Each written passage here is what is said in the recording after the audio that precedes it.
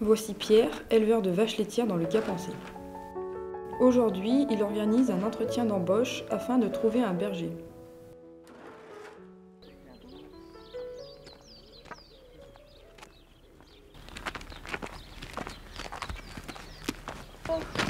Pierre, enchanté. Bien, Colline. Bien. Vous venez pour le poste de berger? Ouais. D'accord. Bon, alors ici on a des Montbéliardes, des vaches qui font très bien pour la montagne. Vous avez aussi des abondances, non? Oui, quelques-unes. Bonjour, je m'appelle Pierre-André.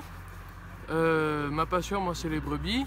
Je suis au lycée agricole des Émeillères pour préparer mon bac pro élevage afin de m'installer avec mes parents sur l'exploitation familiale.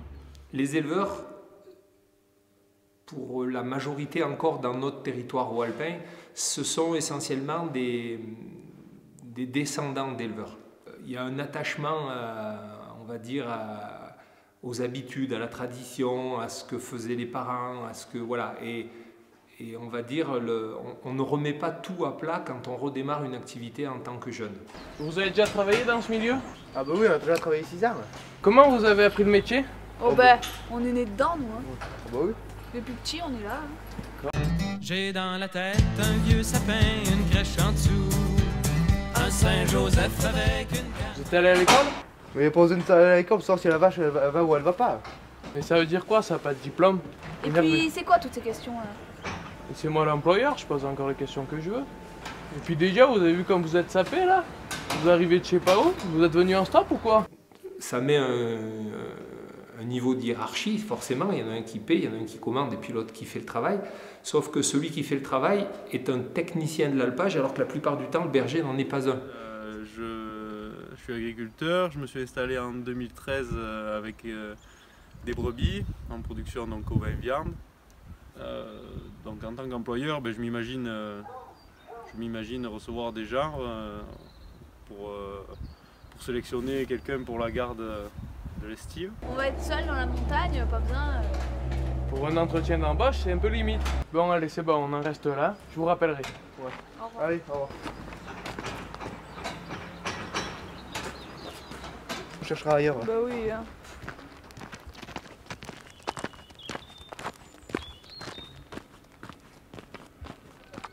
J'ai dans la tête un vieux sapin. C'est quoi ces babas cool? Un Saint-Joseph avec une canne en caoutchouc.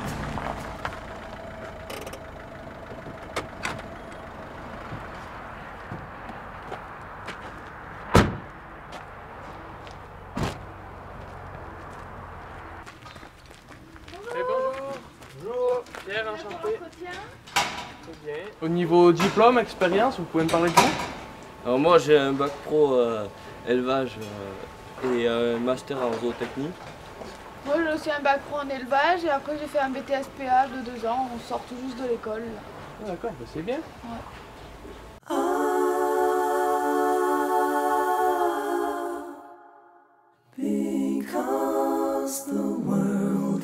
Sinon, vous avez quoi comme expérience sur le terrain? Ben, on a fait quelques petits stages hein, pendant notre formation. On sort juste de l'école. Et puis non, mais niveau Les stages nous ont théorie, bien appris et ouais. nous ont déjà bien appris puis Puis on a déjà la appris, hein. théorie. Ah bah c'est parfait, vous m'avez l'air pointu en théorie.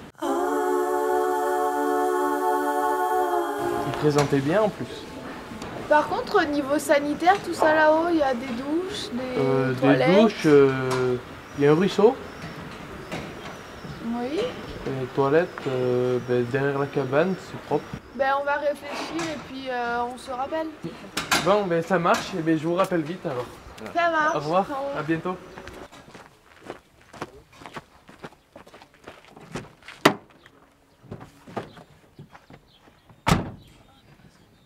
Ouais, je pense qu'on a eu de la chance, je pense qu'il va nous prendre. Mais ouais, parce que pour sortir de l'école, c'était pas gagné, non mais. Sans expérience. Ça l'a fait. Bon, allez. Je vais pas dire bon.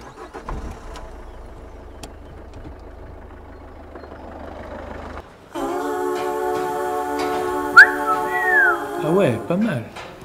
Ceux-là, je les prends.